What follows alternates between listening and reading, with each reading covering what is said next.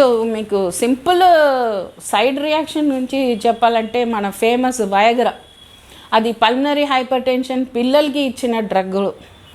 అది అలా డిస్కవర్ చేసి అక్కడి నుంచి ఈ పేషెంట్స్ తర్వాత ఒక స్టేజ్లో